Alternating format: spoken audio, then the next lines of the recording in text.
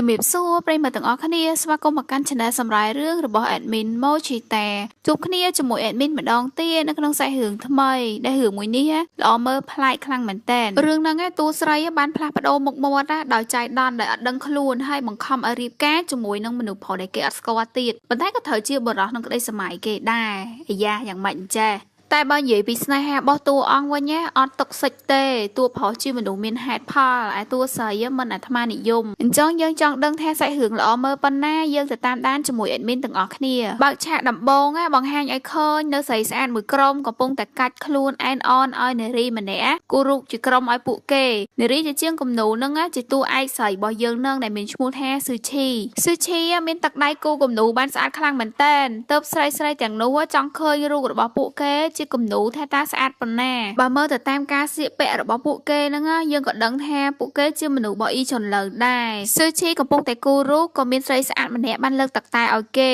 ហើយនាងហ្នឹងគឺជាមិត្តរបស់ស៊ឺឈីនឹងឯងដែលមានឈ្មោះថាយីងសៅនិយាយជាមួយស៊ឺឈីថាឯងពិតជាជាងគំនូរដ៏ល្អឯកមែនឯងល្បីខ្លាំងនៅបនលាវជីងហ្នឹងតែស៊ឺឈីក៏បានបដិសេធថានាងគ្រាន់តែជាងគំនូរធម្មតាម្នាក់ទេយីងសៅក៏ថាគេដឹងក្រែឯងនិយាយថាបងស្រីរបស់ឯងបានបាត់ខ្លួននៅផ្ទះបនពេលនាងនៅពីក្មេងអញ្ចឹងយកឱកាសហ្នឹងមើលស្មារបស់ស្រីនឹងថាតើពួកគេមានស្នាមផ្កាអង្គាសសិននៅលើស្មាឬអត់តួស្រីយើងមិនជាមនុស្សស្រីដែលរស់ស៊ីនៅហ្នឹងឯងគ្រាន់តែនាងមកគូរូបឲ្យស្រីនៅទីហ្នឹងដើម្បីស្វែងរកបងស្រីដែលបានបែកគ្នាតាំងពីតូចកំពុងតែគូសុកហ្នឹងក៏មាននារីម្នាក់ចូលមកហើយគេបានដេញឲ្យអ្នកទាំងនោះចេញទៅនារីម្នាក់ហ្នឹងមានឈ្មោះថាសិនឈិនជាកូនរដ្ឋមន្ត្រីម្នាក់ហើយក៏ត្រូវជាតួឯកស្រីផងដែរហាក់មិនមានតួស្រីច្រើនម៉េះដែលឲ្យសារពីអ្នកហ្នឹងបន្តិចទៀតនឹងបានផ្លាស់ប្ដូរមុខគ្នាយើងចាំមើលថាតាមអ្នកណាជាតួឯកពិតប្រាកដស៊ុនឈិនមកទីនេះដើម្បីឲ្យស៊ឺឈីទៅគូរូបរបស់នាងនៅឯដំណាក់ប៉ុន្តែស៊ឺឈីបដិសេធព្រោះគេថាគេគ្រាន់តែជាជាងគំនូគូឲ្យស្រីនៅទីនេះទេស៊ុនឈិនក៏សួរថាតើឯងចង់ឃើញបងស្រីរបស់ឯងអត់បើឯងចង់ឃើញមកសំណាក់ឈៀនយីងនៅម៉ោង 9 នៅថ្ងៃស្អែកបើឯងមកគូរូបឲ្យយើងនឹងប្រាប់ថាបងស្រីរបស់ឯងនៅទីណាយ៉ាស៊ុនឈិនមានតំណែងអ្វីជាមួយបងស្រីរបស់ស៊ឺឈីពេលវេលាថ្ងៃស្អែកមកដល់ស៊ឺឈីបានមកដល់សំណាក់យីងស៊ឺឈីបានដើររកស៊ុនឈិនឡើងពេញសំណាក់ហើយក៏ប្រទះឃើញស៊ុនឈិនហ្នឹងកំពុងតែណែមនៅជាមួយបរិសម្នាក់ហើយនាងក៏ចង់នៅរំខាននាងក៏បានរត់ចេញប៉ុន្តែស៊ុនឈិនក៏បានស្រែកមកថាបើឯងទៅឯងនឹងលេងបានឃើញបងស្រីរបស់ឯងរហូតស៊ឺឈីងាកមកសួរវិញថាតើបងគេនៅឯណាហើយស៊ុនឈិនក៏ប្រាប់ថាឲ្យគេនឹងគូរូបអីដែលគេបានឃើញហើយគេនឹងប្រាប់ថាបងស្រីរបស់គេនឹងនៅណាស៊ឺឈីដើម្បីតែចង់ជួបបងស្រីក៏បង្ខំចិត្តគូរូបឲ្យហើយគូនឹងមើលតាមចន្លោះប្រហោងមួយដែលគេបានដាក់ផ្លិតឡើងវិលខ្ញាល់អានេះនៅក្នុងរឿងមិននៅក្រៅរឿងវិញនឹងស្លាប់មុនគូហ្មងបងម្នាក់ប្រុសកំពុងតែនៅមួយស៊ុនឈិនវិញគេអត់ដឹងថាស៊ុនឈិននឹងឧបត្ថម្ភអ្នកគូរូបឲ្យចឹងទេម្នាក់ប្រុសហ្នឹងជាព្រះរាជបុត្រានីងបន្ទាប់ពីណែតគ្នាហើយស៊ុនឈិនក៏ពិភាក្សាជាមួយព្រះបុត្រានីងគេថាបើទោះបីជាថ្ងៃស្អែកហ្នឹងមានរឿងអីកើតឡើងក៏គេអត់រៀបការជាមួយនឹងសែវហាន់សឹងដែរហាន់សឹងគឺជាតួប្រុសរបស់យើងបន្តិចទៀតយើងនឹងបានស្គាល់គាត់ហើយព្រះបុត្រាក៏ថាហាន់សឹងគឺជាកូនប្រុសតែម្នាក់របស់លោកមេតបហ្វូយៀនដែលតែងតាំងដោយព្រះអង្គម្យ៉ាងឪពុករបស់នាងជាអ្នកស្នើសុំការរៀបការនេះស៊ុនឈិនក៏ថាគេគ្រាន់តែជាមេតបប៉ុន្តែទ្រង់គឺជាព្រះបុត្រាទាំងមូលព្រះបុត្រាក៏និយាយបញ្ឆិតបញ្ឈៀងថាហេតុអីនាងបដិសេធការរៀបការតើនាងនឹងទៅទូថ្វាយព្រះអង្គថានាងជាកូនរដ្ឋមន្ត្រីហើយត្រូវរៀបការជាមួយនឹងហាន់សឹងប៉ុន្តែមានអីជាមួយព្រះបុត្រាអញ្ចឹងមែនស៊ិនឈីនឹងក៏បានតែកំភ្លៀងព្រះបុត្រាហើយនាងនិយាយថានាងអត់បានស្រឡាញ់ហាន់សឹងនឹងទេប៉ុន្តែព្រះបុត្រាឲ្យនាងរៀបការទៅបែរស្រឡាញ់ទ្រង់នឹងមានឱកាសប្រើប្រាស់ហាន់សឹងនៅពេលក្រោយបានហើយទ្រង់ក៏ថាទ្រង់នឹងយកនាងមកវិញនៅពេលក្រោយនៅពេលដែលទ្រង់បានសម្រេចផែនការរបស់ទ្រង់ក៏ថាទៀតបើរងចាំធ្វើជាស្ត្រីមេម៉ាយមិនបានទេអាចមករកទ្រង់នៅព្រះរាជដំណាក់បានទ្រង់បំរុងនឹងដើរចេញឯងប៉ុន្តែស៊ិនឈិននិយាយថាគេមានកហើយព្រះបុត្រាអត់ជឿអីបន្តិចព្រោះអី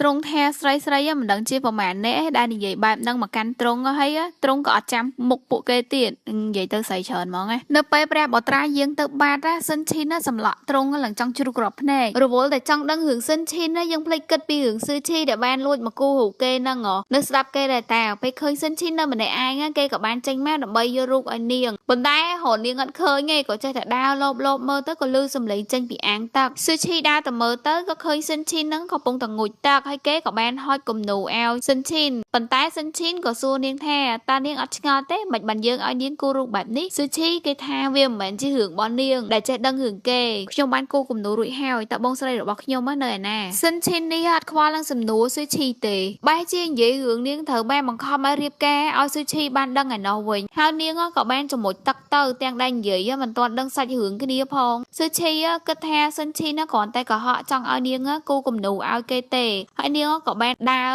យកគំនូនឹងយកទៅដាក់នៅលើតុថានឹងទៅផ្ទះវិញតែនាងមានអារម្មណ៍ថាដូចជាបាត់មាត់របស់សិនឈីស៊ឺឈីក៏មកពិនិត្យមើលហើយក៏ត្រូវសិនឈីណាចាប់ទាញគេទម្លាក់ក្នុងទឹកអាងបានបន្តិចមកមានមនុស្សអាចកំបាំងម្នាក់ដែលមុខរបស់គេរុំដោយបងពណ៌សនិងមានឈាមប្រឡាក់ទៀតបានមកធ្វើការផ្លាស់ប្ដូរមុខរបស់សិនឈីនជាមួយនឹងស៊ឺឈីដែលនឹងគឺជាការបញ្ជារបស់សិនឈីនតែម្ដងដើម្បីកិច្ចពីការរៀបការនិងចង់បានមុខដ៏ស្រស់ស្អាតរបស់ស៊ឺឈីកាត់បន្តិចមកមានតាហ៊ានម្នាក់កំពុងតែតម្រង់ព្រួញមកកាន់នារីបាំងមុខម្នាក់ប៉ុន្តែនោះគ្រាន់តែជាការយល់សប្តិរបស់ស៊ឺឈីទេពេលនាងភ្ញាក់មកនាងក៏ចាប់អារម្មណ៍ឃើញថានាងនៅក្នុងបន្ទប់ចម្លែកមួយនាងមិនដឹងថានៅទីណាទេហើយក៏មានអ្នកបម្រើម្នាក់ហ្នឹងមកហៅគេថាអ្នកនាង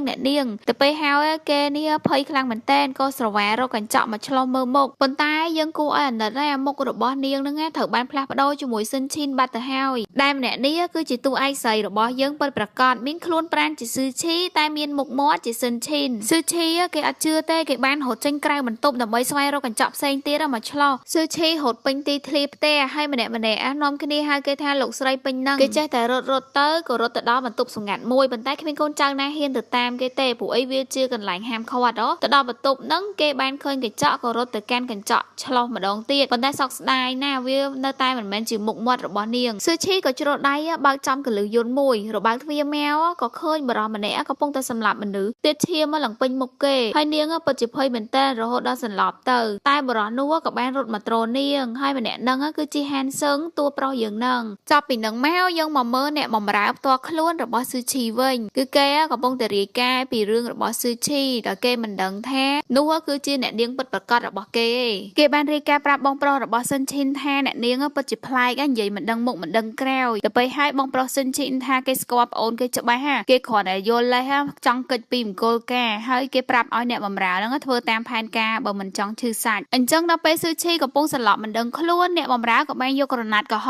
មយកមកគ្របមុខនាងទាំងចិត្តមិនចង់នឹងភ័យខ្លាចគេសម្លាប់ខ្លួនផងក៏យកដៃទៅច្បាច់កស៊ឺឈីតែហាន់សឹងមកតន់សួរថាឯងធ្វើអីអ្នកបម្រើស្រីហ្នឹងក៏ប្រាប់ថាគេគ្រាន់តែគ្របមុខឲ្យអ្នកនាងឯងហាន់សឹងគេបានដេញដោលឲ្យច្រើនគេក៏បានដេញឲ្យអ្នកបម្រើហ្នឹងចេញទៅពេលហ្នឹងស៊ឺឈីក៏បានដឹងខ្លួនមកហើយគេបំរុងថានឹងបែកក្រណាត់ក្រហមចេញតែហាន់សឹងថាចាំគេអ្នកបើកដល់ពេលដែលស៊ឺឈីបានឃើញមុខរបស់ហាន់សឹងទៅគេដឹងថាហាន់សឹងហ្នឹងគឺជាបរិសដែលគេធ្លាប់ជួបពីមុនមកស៊ិនឈីណាបដូរមុខជាមួយស៊ឺឈីក៏ដូចជាបង្កើតចំណងស្នេហ៍ឲ្យពីអ្នកនឹងអញ្ចឹងព្រោះហាន់សឹងជាមនុស្សប្រុសដែលធ្លាប់ជួយជីវិតស៊ឺឈីនិងជាមនុស្សប្រុសដែលគេលួចស្រឡាញ់ផងដែរស៊ឺឈីចង់ប្រាប់ការពិតថាគេមិនមែនជាស៊ិនឈីនកូនរដ្ឋមន្ត្រីប៉ុន្តែហាន់សឹងបានហាមនាងមិនឲ្យនិយាយគេឲ្យផឹកស្រាខ្វាញ់ដៃគ្នាប៉ុន្តែហាន់សឹងបានលឺសំឡេងអ្វីនៅខាងក្រៅគេបានថាបានហើយនាងសម្រាក់ទៅទាំងដែរមិនទាន់បានផឹកផងគេចេញទៅហើយចាក់សោបន្ទប់របស់ស៊ឺឈីទៀតបើមើលទៅអ្នកបម្រើរបស់ស៊ឺឈីវិញនៅពេលដែលគេឃើញហាន់សឹងចេញពីបន្ទប់គេក៏បានតម្លាក់កសែងដៃដើម្បីឲ្យជាសញ្ញា